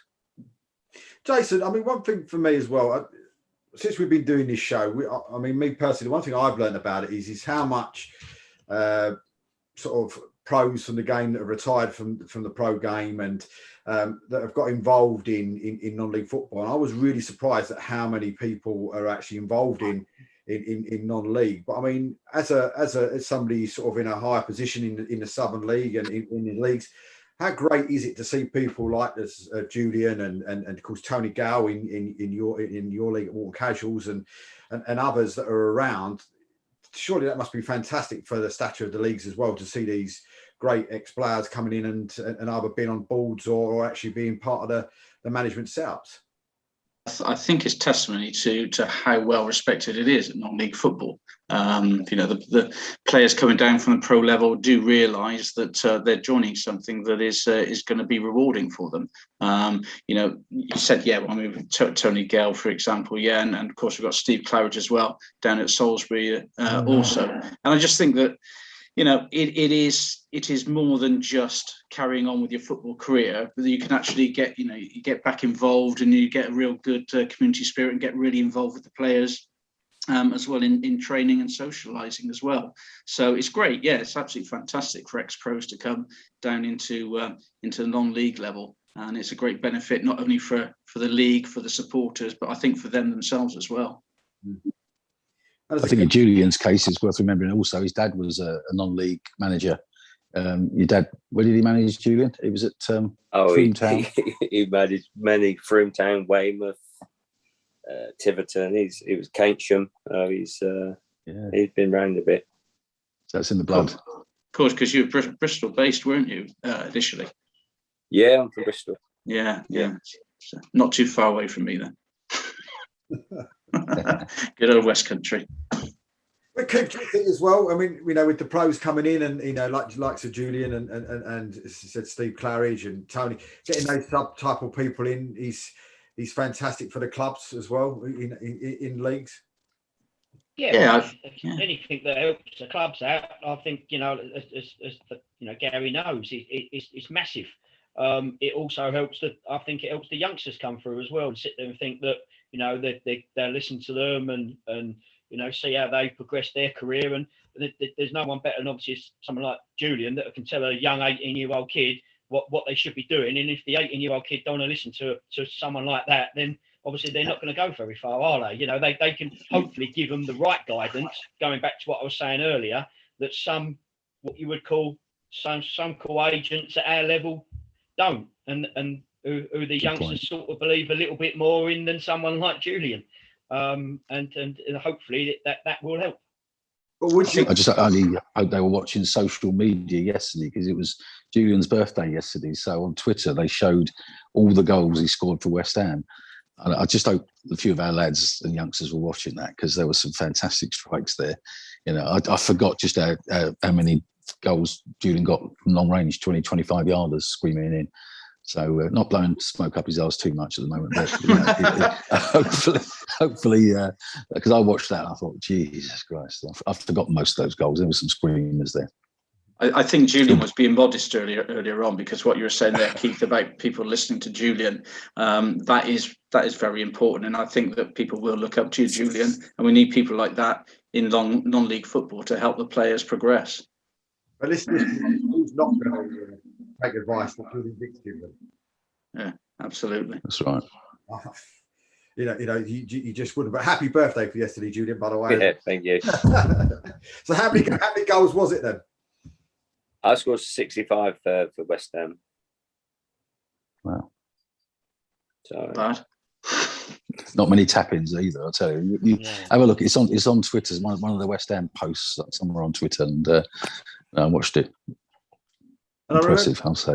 I remember when we met for an interview before, Julian, you said to me about when you went off to Liverpool, and the difference between Liverpool and West Ham in the fact that you never got, if I'm right in remembering what you said, you never actually got carded while you was at Liverpool, but was it first game back for West Ham you got a card? Yeah. And do you still feel that that's still the case now, though, that different clubs are still, the bigger clubs are still treated differently to the smaller clubs? Yeah, I think so. When you look at the likes of Man United and your Man Cities and things like that, yeah, most definitely. Against not so much like, say, the lesser clubs, but like West Ham and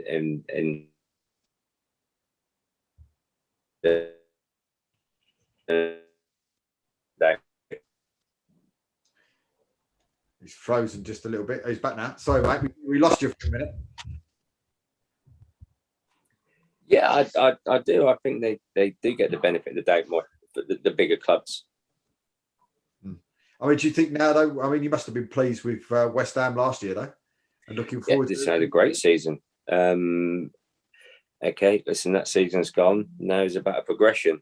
They need to, obviously, the chairmans need to back David Moyes, and I'm sure they will, because they see what can happen, and hopefully they do just as good or better. So it is about progression. But listen, I've been at West Ham for many years, and we'd have a good season, we'd have a bad season, we'd have a good season, we'd have a bad season. So hopefully this is a good season and a better season. Yeah, my team used to be like that, but it just seems to getting worse and worse every single season these days. So I just don't even worry anymore. So who's that? I'm afraid to say it's Arsenal, and it seems to be getting worse and worse every season. But there you go. What can you do? Well, I mean, with Heybridge, though, I mean, what is the aim for the season? Is it for automatic promotion? Is it playoffs? Or I mean, where are you looking to between you and Gary? I mean, where are you looking to be coming into the season? Let Julian answer that. For me, it's listen. I'm ambitious. I want to get promoted, but I'd be stupid to think it's going to be easy, because, like you said before, the amount of teams and good teams at this level is going to be tough, and that's why it doesn't matter who you play, whether they're top of the table, whether they're middle, whether they're bottom. You have to be on your game, and your players have to go out and give 100%. But as I said before, like the 2 games before Saturday, my team was superb. Okay, they might have been a bit tired on Saturday, but you still have to dig in. You still have to work hard. You still have to play well to beat these teams at this level. And obviously, we want to win every game. We know it's not possible.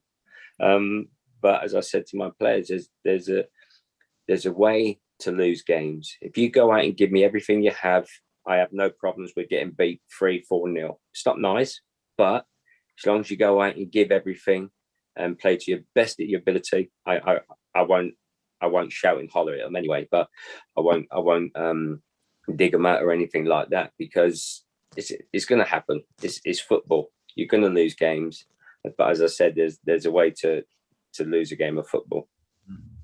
I mean, with the 3G surface, I mean, when's the first game on there? Have you got a special game lined up before the first league game on there, or is it just straight into the first league game?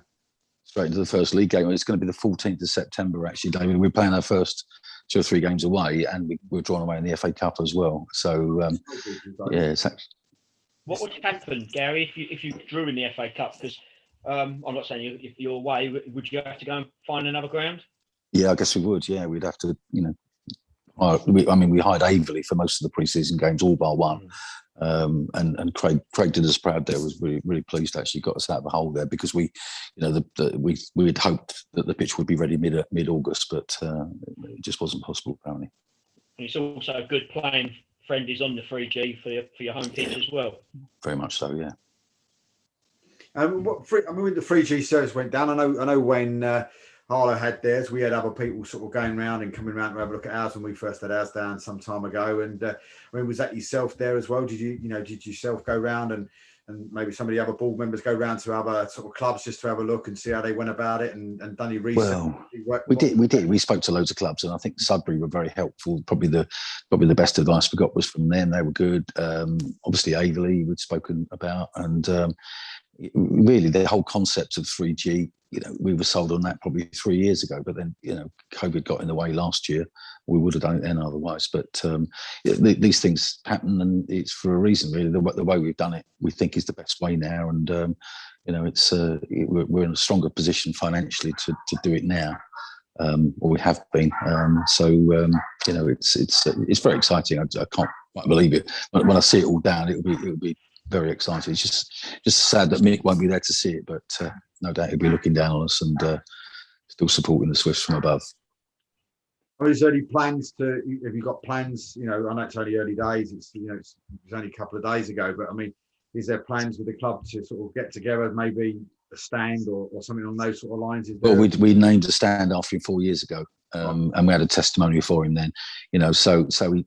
That will stay the Mick Gibson stand forever. And we're going to renew that stand, actually, probably going to change it by Christmas, but he'll have his name on it, come what may. And but I think what we'll probably do is have a game. It won't necessarily be the 14th because that's a Tuesday night. So the first Saturday game there, I think we'll have a big reunion, get back loads of the old players and managers there and make a party of it and, celebrate Mick's life as well at the same time. Which is a massive local derby as well for you. Yeah, we've got. I think Malden, is it September the 25th? I think, isn't it? Yeah, that'd be great. There's been a lot of work other than the pitch as well, been going on in the last months and that, isn't there? Yeah, the clubhouse is completely renewed. I mean, it's superb inside there now. Obviously, the car park. It's going to be a big step forward. We were looking at Waltham Abbey the other day and admiring their ground now compared to where it was, say, 3 or 4 years ago. I mean, the pitch there used to be terrible. It's superb now. It's so good, that pitch. I thought they'd gone 3G. I'd seen photographs in the back. I just thought it was artificial. It was that good. So the chairman there has done great, and they've tarmacked all their car park, and looks like they've got a good side as well. They'll be very competitive in their league. That's down the road from where I'm sitting at the minute. So yeah. I thought you lived there. Yeah. Every time I go over the M25 bridge to go to work, you look at it and you think, wow, it just literally does look like a 3G surface when you. Yeah, it's amazing. Oh, it's fantastic. Yeah. Gary, could I ask? Do you get a lot of supporters helping out with the club? You've had your clubhouse refurbished, etc. You have a good band of supporters who really get involved.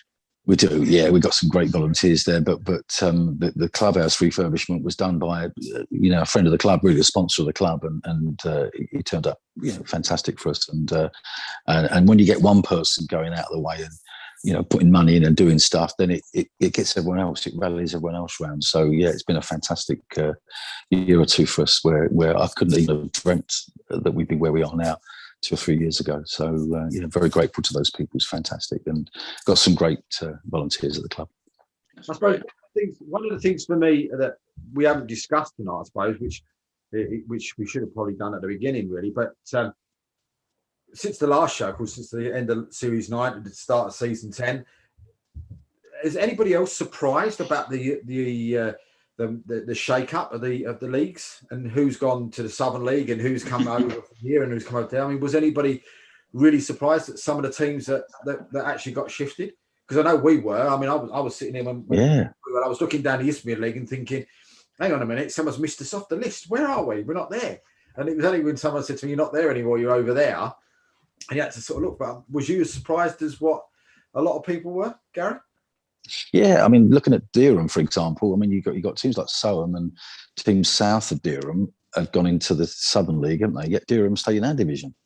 I don't mind that. I like Dereham; they're a good club, but it seems weird some of the restructuring and Cambridge City, I think, wasn't it? You know, which is quite a few miles south of Dereham, and they've moved over to the Southern League. So they've got some Northern Premier League, actually, Gary. Yeah, Cambridge and Northern Premier League.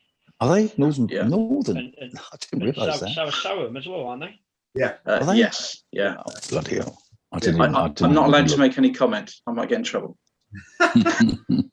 I mean, it's one of those things when you look at the Southern League, and of course, you know, we've gone over to there, and you know, Waltham Abbey have joined us, and Ware and Hertford and FC Romania will have joined us, and of course, then you're looking forward to the fixtures, and you're looking for those fixtures to come out, and it's first thing you do is you look at your fixture, see which first fixture you've got, and we get Hertford Town. So disappointing. Yeah. Jason, what happened there? Do you know what I mean? Waiting for somebody new to play, and you know, you end up getting somebody you've been playing for years. I know who I can blame, but I don't want to say his name because he might be upset. It's just the luck. It's just the way it goes. You never expect it in a million years, do you? Something like that. And when you've got the fixtures being generated by a computer program, and it comes out with something like that, you just think, what are the chances? Unbelievable. What we're looking forward to, Julian, at Harlow is to be drawn away in the League Cup. We're looking forward to being drawn away in the League Cup against Truro. So a nice Tuesday night down to Truro. Well, funny enough, David, I'm actually today started doing the draws, getting them ready, so they'll be out in the next couple of days for the League Cup. You're going to give us an exclusive then. Well, you've just requested Truro City, so we can sort that out in the preliminary round if you want. Send it down there on a Tuesday night. See, I know that can't happen because Anthony's already told me it's Southern and there's a split, a Southern Northern to start with. It's always done geographically, so yeah, it's always done that way. You know, all the way through the competition. Harlow's in a different planet, so they can go anywhere. Yeah, I mean, the Isthmian League used to give us a first match on a Tuesday night away to Wroxham on a Tuesday night as our first away game. Because I think the way the Northern League, the North League used to work out then, Julian, was the closest, I think, other than Norwich United and Dereham, the next closest one to Wroxham was us. So we always ended up getting the first Tuesday night up to nice sloping pitch there, haven't they? Yeah, lovely place to go. Good club, nice club. At least you get the fixture out of the way as well early. Yeah, no, absolutely. But is there any games that you're looking forward to? I mean, this season, is there games that you look at and think, oh, that's the one I've been looking forward to going, or you know? No, not at all. As I said earlier, I mean, every game to me is the same. We have to go out and we have to play well. We have to work hard, and we have to win. That's why we're in. It doesn't matter if it's Canvey, Tilbury, whoever. It really doesn't matter. It's just about my team going out doing the best they can, and if they do that, they have a good chance of winning the game. If they fall below par, something will happen like it did on Saturday. So it's just about getting my players up for every single game. It doesn't, for me, even when I played, it doesn't matter who I played. Could be Man United, could be Billericay. Every game to me is exactly the same. Gary, what about you? Well, I can understand Julian's attitude there because I remember watching him in a pre-season friendly away at Chelmsford City once about 30 years ago, and he poleaxed their winner. He was giving him a bit of a hard time in a pre-season friendly. I felt sorry for the bloke, I must admit. David, I mean, what non-leagues, is there a non-leagues team that you follow? Sorry, Well, Nick, I take it that was for me. It was, yeah. So is there a non-league team that you follow?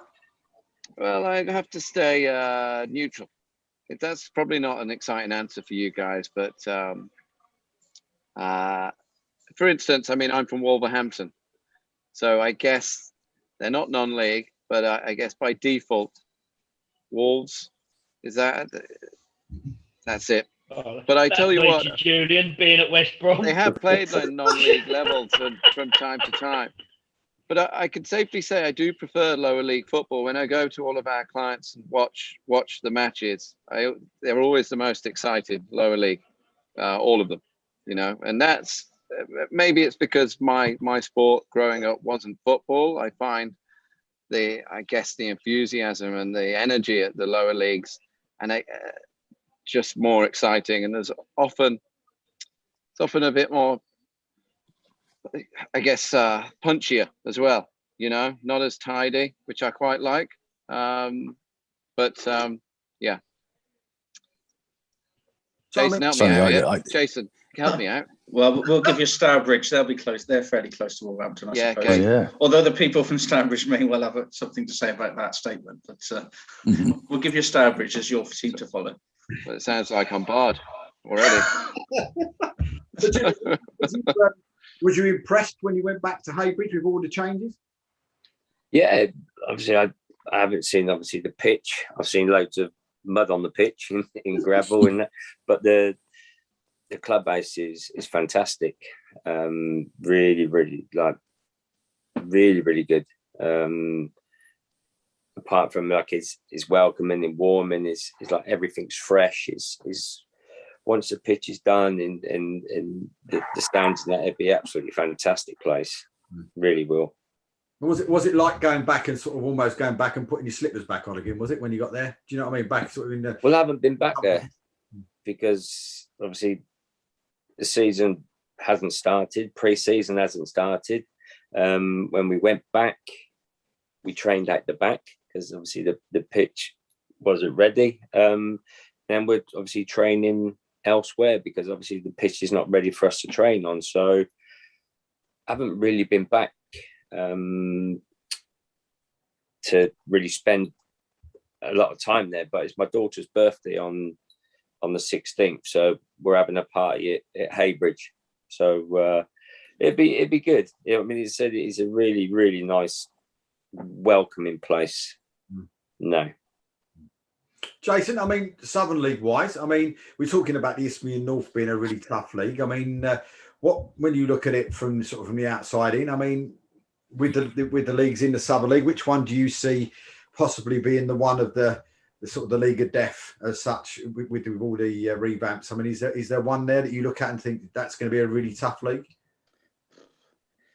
Not really. I don't really overanalyze it, to be perfectly honest with you, and just see how things develop through the season, because there can be an awful lot of talk before a season, but until that ball is kicked, that doesn't give you any kind of indication at all of what's going to happen during the season.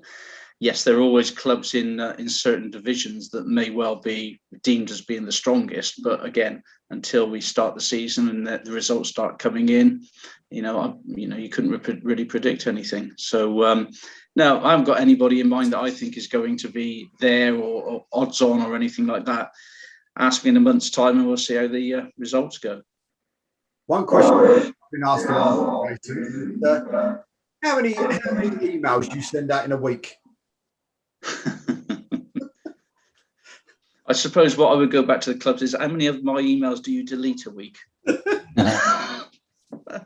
I'm all for one of giving as much information to help clubs out as possible, because the last thing that you want any clubs to do is fall foul of any rules, regulations, or not do something properly. So I'm always keen to send out the information that I think is going to help. But once the season starts, you see, things calm down. We're just at that stage now of getting everything ready, aren't we? Because the excitement is really banging on the door now for Saturday to start, and we get the games going. And I do hope that we get a long and full season in.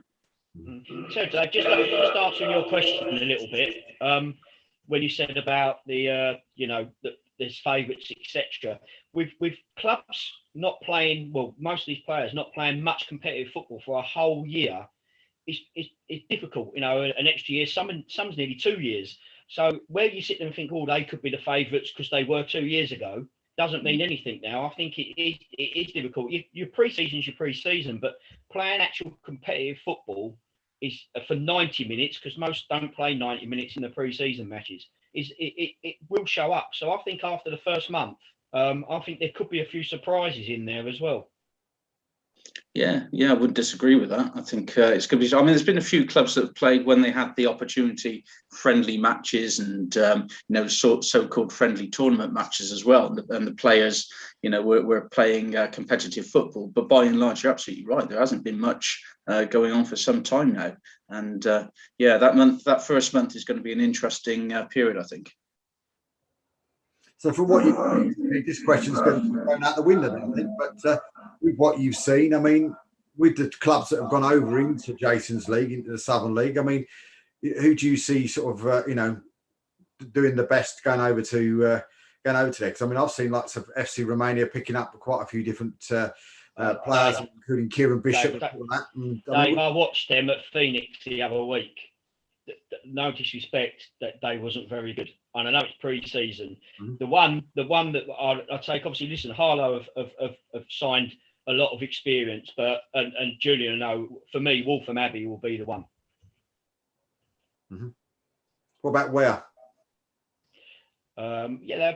Listen, they'll be strong, but I just, I know Michael played for me at Waltham Abbey, and I know how professional he is at getting his side in, and they were building a very, very, I'd say, together side, and they were quite consistent over the last 2 years before, obviously, the stoppages. And he'll still bring that on. And obviously, Julian and Gary know a bit more because they see him on Saturday. But I do think that they will be pretty solid. Julian, I mean, Waltham Abbey, I mean, do you think they'll go well this year? If they played like they played against us, they will. They have 3 boys up front that were rapid, and they just ran. They just ran. Every time midfield players got the ball, they were on their bike, and they were quick. Once they start going, you're not going to catch them. And they caused us a lot of problems. But I spoke to my players after the game, and in games like that, you have to help your teammates. I mean, you have to help your teammates. My right back at the time was getting a roasting from their left winger. So my right centre back don't help him. It's just like, but you have to tell these people, listen, he's your teammate. You have to help him. Second half was a lot better. But yeah, they looked, like I said, they were very compact. There's some good players. They had a lot of pace. And they kept the ball well. And you got the young lad that you said one of them rapid. I think his name was Prince, isn't it? I think one of them. That's right. Yeah, he scored 2. Yeah, I heard him shouting out Prince. But he was when he played against us a few seasons ago. He just looked head and shoulders above anybody else on the pitch on that day. Do you know what I mean? He did look, as you said, really rapid and could certainly put the ball in the back of the net. Put him in the stand. Dave, I watched Welling Garden City last week as well, and they were quite solid. They were quite organised. So I know they're in your league. They're not going to be a pushover. But yeah, I think you'll have a few surprises there. It's interesting you say about Waltham Abbey, because I was just quickly looking just to jog my memory, but their first game was against Bedford Town. They're playing at home, and Bedford have been fairly good as well. Certainly the last 2 seasons they were pretty good. Or can't really judge it on last season. So I would imagine that should be a cracking game, because I know that Bedford have kept a good squad as well. So that'd be an interesting one to follow. That's our first game away as well. Sorry? It's actually Harlow's first game away. It's the following game. But yeah, so that'll be interesting as well. It'll be very, very, very, very tough down there. But I think you just look at it, don't you? And as Keith said, I suppose it's going to be really, really interesting. Players not played for almost 2 years, only played probably half a dozen games in 2 years. It's going to be tough. And again, Keith said it. Most of them haven't even played 90 minutes. They've all probably played bits and bobs in pre-season. It's going to be an interesting opening to the season, and I suppose if you guys can come away at Haybridge with a fair whack of points from your first few games from sitting there all being away, you're in a good place. But you have to continue. I think also, Dave, it's that I think there's that a little bit more excitement as well come this weekend. Like I said, I know it was FA Cup weekend last weekend, and I want to watch the game, but it's just, it just feels like it's that next extra step that you're taking out of the 18 months that we've all had. A proper league game with all your fans are allowed back in. You can go in the bar without wearing a mask, and I can drink 10 bottles of Bud, get in a cab and Uber without a mask, and it makes you feel like you've had your own. Well, I say 10. Obviously, I'm playing it down because Phoenix are at home, so it'll be more. But it gives you that little bit of buzz back that you've missed for so long. And it's great being back at football, but even the restrictions have been, all right, okay, get through it. But to actually just go and let yourself feel free at a first league game for most people. Yeah, I think it's going to be massive, and for the fans as well. Absolutely, it's we can't wait really, and it'll be lovely just to get back and just get back to some sort of degree of normality. Makes you realise just how important football is to us all. It's and he disappeared off the screen. He's mostly sitting there thinking, the week after I've got to then start paying them all again. Yeah, I think for the supporters, you're absolutely right, Keith. I mean, it's just going to be massive. Getting back and watching your team play again.